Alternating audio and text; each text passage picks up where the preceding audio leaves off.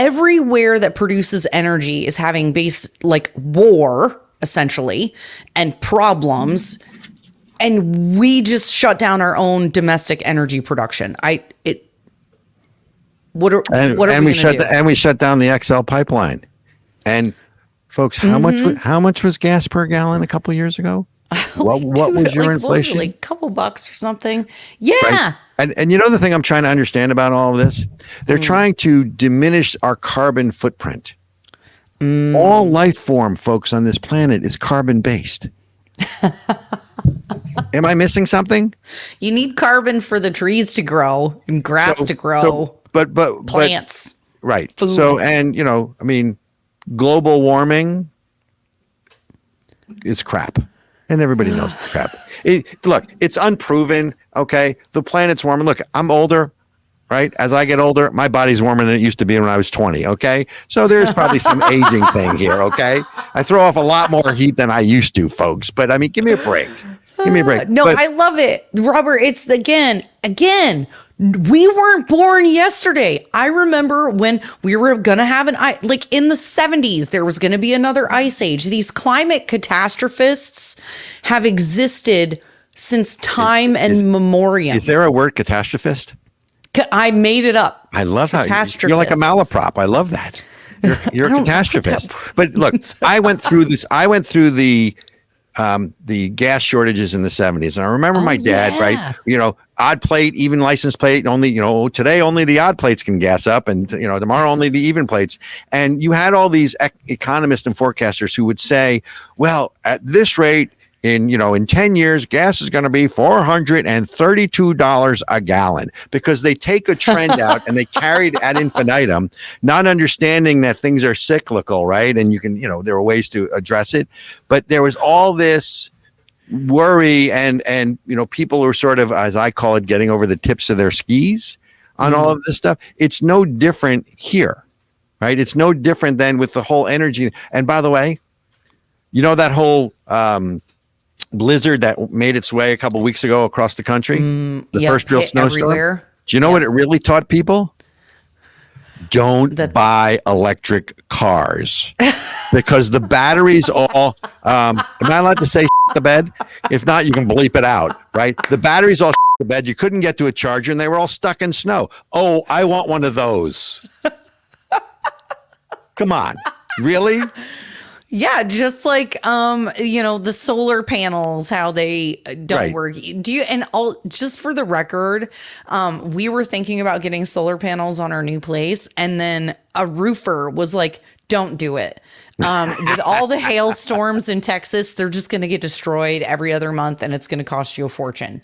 You'll pay less to just pay for the electricity or whatever. All right. So Lord Benjamin, who, we have a whole chat thing. He's saying, so what's going to be, you need to ask him what's going to be worth millions at the apocalypse. Cause I think we're on the cusp of it now anyway, tin hat and all. So I don't know. He said something's going to be worth $1 million. Maybe. Oh, wait, what'd you say, Benjamin? Is this like an Apple? Oh, the oil bottle. Oh, well, look, I don't know about you guys. I got a generator. I got food. I got water, Ooh. I mean, we keep telling y'all, come to when an EMP gets exploded in the atmosphere and there's no electricity and there's no fuel, come to New Hampshire. We'll give you a warm. That's right. That's what problem. we're going to be official preppers. We already have some stuff going, but I was like, we're going to have to get some food. We're going to have to get that like Patriot supply or whatever I have stuff those. is called. I have that shelf. Yeah. Shelf life is like, 25 years, but, and I've tried a couple. They're not bad, especially if you're hungry, but let me go to something else, because I want to go back to borders, language, culture, right? We started talking about borders, but there's other border that comes into play here, right? In 2022, and I've got to refer to my notes here. I want to read this. So first of all, my home state of New Jersey led the nation in mass exodus from New Jersey in 2023. Shocker. So basically, high taxes were the primary driver. It has the 6th highest state and local tax burden, a share of income tax, worst business climate. And basically said New Jersey is even one of only 6 states with an inheritance tax, because the residents apparently don't pay enough taxes during their lifetime. It's even an expensive place to die. Take that. But I want to read this to you. Here are the list Terrible. Well, look, my teacher always said, don't look for what separates people, look for what they have in common. So I'm going to give you a list, and I want you to tell me what they have in common. Okay? Okay, I'm ready. California, New York, Illinois, Pennsylvania, Massachusetts, Washington State, Colorado, Michigan, and Wisconsin. They are all Democrat-led states. Good. What else do they have in common? High taxes and regulations. Correct. What else do they have in common? Crappy governors and high crime. Okay. Actually, I don't know if Wisconsin does. So those are 9 of the 10 leading states that have the most people leaving their states in 2022. Right? Because we're still catching up on the census and all that crap, Maybe right? because of all the things I just listed off. Right. You think, right? Walks like a duck, talks like a duck, it's usually a duck, right? So let's go through the list, right? So the 9 of the 10, the other one, by the way, is Indiana, right? Which, again, I think the reason people were leaving Indiana is because some of the states around them are Republican and they have higher wages, but we'll get to that. So 9 out of 10 are blue states. California, number 1. New York, number 2. Illinois, number 3, must be Chicago. Pennsylvania, Massachusetts, state of Washington, Colorado, usually once reliably red, now reliably blue, Michigan, and Wisconsin. Those 9 states, right, are the 9 of the 10 where people are fleeing, right? So you want to talk about borders? So borders don't just affect the country. Borders affect states, right? Now, if I'm Florida, at some point I would build toll booths and go, you can't come in anymore because Florida, because again, now I'm going to read you another list. Tell me what they have in common. Wait, I think Florida and Texas should have like toll places you have to stop, and you have to produce like a Libertarian Party card or a Republican Party card membership or something to prove that you're not a crazy lib. I think you just have to show your gun permit, and then you should be let into the state. Okay, we'll go with that. Okay. I think we'll have a list of acceptable. It makes perfect sense to me. Identifiers. I mean, look. I'm sorry. In most states, you have to show ID to do everything. You have to, ID to use a public toilet. You don't have to show an ID to vote, though, which we're going to get to get a library card. Okay, right. They don't even trust you with a library book unless you give them an ID and show them your lease where you live. Well, that's because if you check out the book Genderqueer, they're afraid you might not give it back in time for other people. You might give it to a toddler or something. Right. I don't know. So here's the other states. Tell me what they have in common. Texas, Florida, South Carolina, North Carolina, Georgia, Tennessee, right? Okay. Nevada we can throw in there for a reason. Maine, Delaware, and Idaho. So if you take out, let's take out Delaware, but those are the 10. Texas, Florida, South Carolina, North Carolina, Georgia, Tennessee. Those are the states. Let's put in Idaho.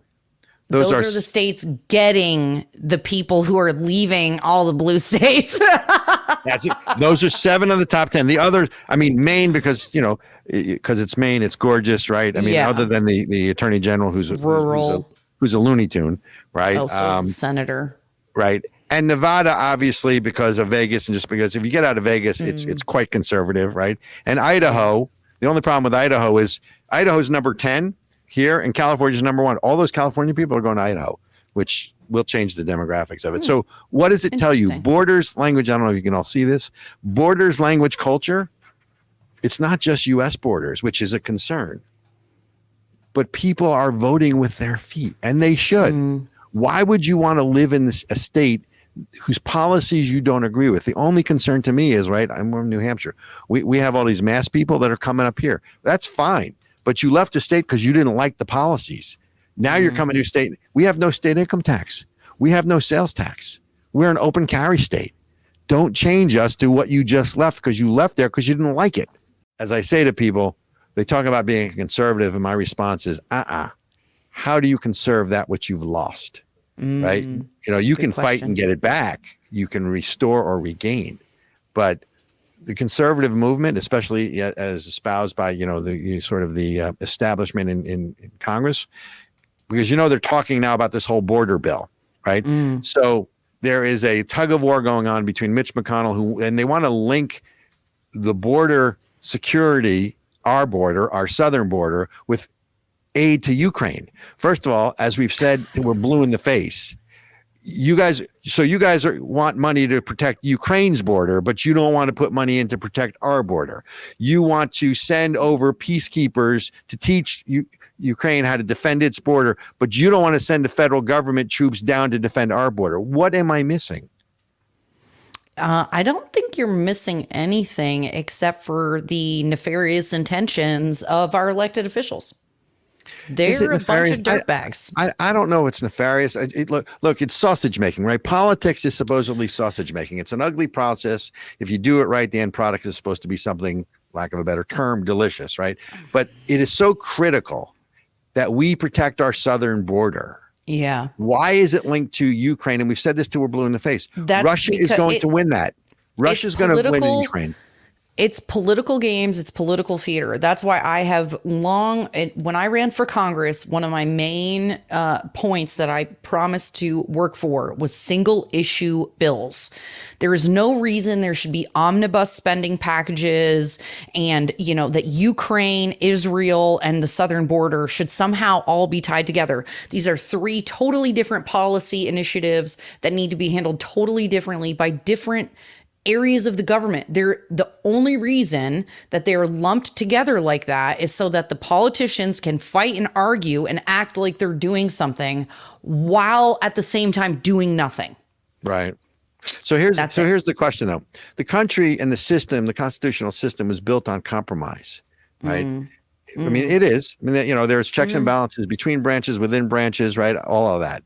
But are we at a point now, and this is a question, not a statement, are we at a point now where we're beyond compromise?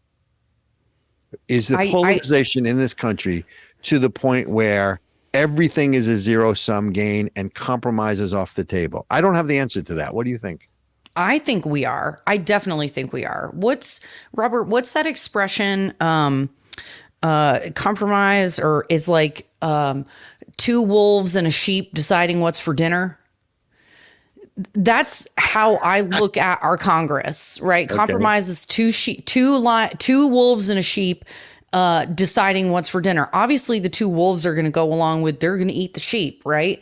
And so there's all these perverse incentives for politicians to pass bad legislation, to take money out of your pocket, out of my pocket, and to interfere with our ability to just have normal everyday commerce. So if our government looked anything like what the framers had envisioned, I might be able to agree with you. But, the federal government is not supposed to be distributing charity. That's not its job. It's not supposed to be doing much other than protecting our borders, which it's in dereliction of duty. No kidding. Look, I agree. It pains me how dysfunctional the government is. And we can, whether or not, we're talking about a constitutional conference or a Mark Meckler, what's his organization again? Oh, yeah. Convention of States. Convention of States, which I don't support. I support him, but I don't support the concept because I think we would lose control of that like we've lost control of everything else. And then you lose the First Amendment, you lose the Second Amendment. Don't forget in 1787 when the founders and who were left of the founders, including Ben Franklin, including Madison, basically went to reform the Articles of Confederation, which is what the country operated on in the first 11 years. They were supposed to reform the Articles of Confederation. They didn't. They threw them out and wrote the Constitution. So you reopen that can of worms, I'm a little concerned. But my real point in all of this is we're talking about borders. We're talking about people voting with their feet. There's another aspect, though, that gives me a little bit of hope. There are statistics now that clearly show that the Black community within America is maybe finally leading the Democrat plantation. And I don't know if we have those pictures, Lord Benjamin, if we do put them up. If we don't, we didn't get, that was the ones we did not get. No. All right. So I will tell you, and again, so some of the, and by the way, if Snoop Dogg is supporting Donald Trump, what else do you need to know? Right. So, but you're joking right now. No, it's go look up Snoop Dogg and Donald Trump. It was in the news yesterday or the day before about supporting Trump.